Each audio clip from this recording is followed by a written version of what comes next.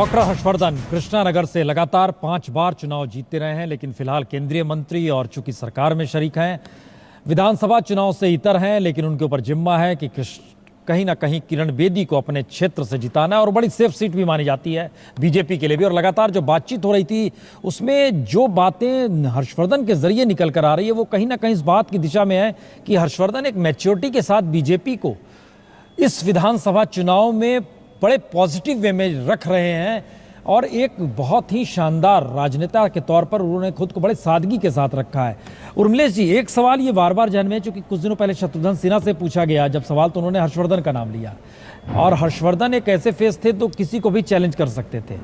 अब सवाल उसके आगे का है, क्या वाकई बीजेपी उस एज पर है जहां पर उसको पिछली बार के चुनाव की तुलना में लाभ मिल रहा है कि सरकार उसकी है, चेहरा नया है और एक पूरी टीम पीछे लगी हुई है, या फिर ये मुश्किल का सबब है इसलिए ये सब कुछ हो रहा है क्या स्थिति क्या है? नहीं, आप जो बात कह रहे हैं ना, मुश्किल का सबब है इसलिए कि देखिए, एक तो 8 महीने की सरकार की अगर पॉजिटिव्स बहुत हैं तो बहुत निगेटिव्स भी सामने आए हैं।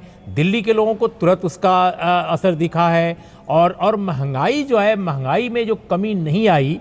अगर आप कहते हैं कि डीजल पेट्रोल को हमने सस्ता किया तो ये कन्विंसिंग नहीं है। लोग दिल्ली में बहुत पढ़े लिखे हैं, सूचना तंत्र बहुत स्ट्रांग है, लोगों को मालूम है कि तेल का दाम क्यों गिरा है। और दूसरी बात, सब्जियों के दाम जो और जिन्स हैं उनके दाम वो नहीं गिरे हैं, कईयों के तो बहुत बढ़ गए हैं जाड़े के दिनों में जब सब्जियां इतनी सस्ती होती थीं। दूसरी बात जो केजरीवाल बार बार उठा रहे हैं, देखिए केजरीवाल के बहुत सारे निगेटिव भी हो सकते हैं उनकी पॉलिटिक्स के, लेकिन वो बिजली का बात उठाते हैं, वो पानी की बात उठाते हैं, वो कहते हैं सरकारी स्कूल खोलेंगे और वो पब्लिक स्कूल आरके पुरम से कम नहीं होगा, वो डीपीएस और दूसरे अच्छे स्कूलों से कम नहीं होगा, उसमें हम पढ़ाई बेहतर करवाएंगे। तो सैकड़ों स्कूल खोलने की बात करते हैं, हेल्थ सेक्टर की वो बात करते हैं, कहते हैं कि हम सरकारी अस्पतालों को इस तरह बनाएंगे कि आपको लाइन में न लगना पड़े, ज्यादा से ज्यादा बेड हो। ये जो चीजें हैं, माफ कीजिएगा, मैंने दिल्ली को बहुत नलिनी सिंह जी की तरह तो नहीं लंबे समय से, लेकिन 35 साल से मैं दिल्ली को देख रहा हूं और मैं ये कह रहा हूं कि पिछले 15 सालों में जो शीला दीक्षित जी की सरकार थी, देखिए उसने सर्विस सेक्टर के लिए बहुत आकर्षण का केंद्र वो बनी थी। वो पढ़े लिखे लोगों, मिडिल क्लास के लिए, नौकरी पेशा लोगों के लिए आकर्षण का केंद्र थी। फ्लाईओवर, ये वो, अच्छी सड़कें, अच्छी गाड़ियों के साथ चलने का एक उम्दा व्यवस्था। लेकिन गरीबों की बजबजाती दुनिया में शीला दीक्षित जो हैं नाराजगी का सबब बनी और यही कारण है कि उन लोगों ने 8 सीटों तक उनको सीमित किया। सोनिया गांधी वोट डालने ये एक बड़ा फर्क आया पहुंच रही है। स्क्रीन पे आप देख रहे हैं ये निर्माण भवन में उनके साथ शीला दीक्षित की मौजूदगी भी है, अरिंदर सिंह लवली भी उनके साथ वहां तक आए हैं और वो सोनिया गांधी वोट डालने इस वक्त अंदर गई हैं। सोनिया गांधी पिछले चुनाव में भी यहां पर पहुंची थी, लेकिन उस वक्त दूसरा नज़ारा था, उस वक्त की स्थिति बिल्कुल दूसरी थी। शीला दीक्षित साथ में बतौर सीएम जो थी वह मौजूद थी। आज भी शीला दीक्षित मौजूद हैं, लेकिन इस चुनाव से बिल्कुल बाहर हैं। अरिंदर सिंह लवली पिछली बार चुनाव लड़ रहे थे, वह भी इस बार चुनाव नहीं लड़ रहे हैं, वह भी उनके साथ हैं। तो कांग्रेस में कहीं ना कहीं किसी ना किसी रूप में जो हाशिए पर वो गई है और उनके सामने क्या आगे करना है, इस दिशा को लेकर लगातार जो कई सवाल हैं, तो क्या उन सवालों का जवाब ऐसे बहुत सारे चेहरों के जरिए या वातावरण के जरिए जो चीज़ें निकल कर आ रही है, वो शीला दीक्षित का अकेलापन हो, खामोशी के साथ सोनिया गांधी का वोट डालने आना हो, ये सारी परिस्थितियां लगातार जुड़ रही हैं। लेकिन पहले घंटे में हम ये आपको बता दें 6.6% वोटिंग हो चुकी है दिल्ली में। तो वोटिंग की रफ्तार भी बहुत तेज है दिल्ली में और जिस तेजी के साथ वोटिंग हो रही है, इसलिए एक सवाल है आलोक जी आपसे, एक सवाल बड़ा सीधा है आपकी, परसेंटेज ऑफ वोटिंग 6.6% हो गया है। परसेंट ऑफ वोटिंग पिछली बार की तुलना में अगर पार दिल्ली में कर जाता है तो लाभ किसको होगा?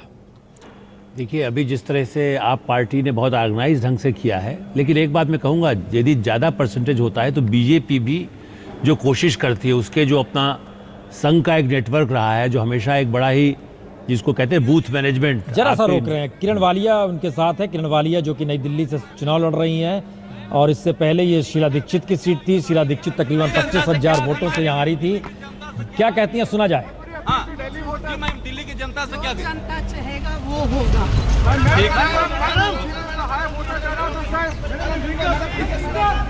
अरे हटाओ ना क्या, दिल्ली की जनता जो चाहेगी वो होगा, बड़े तेवर के साथ कह के निकल गई।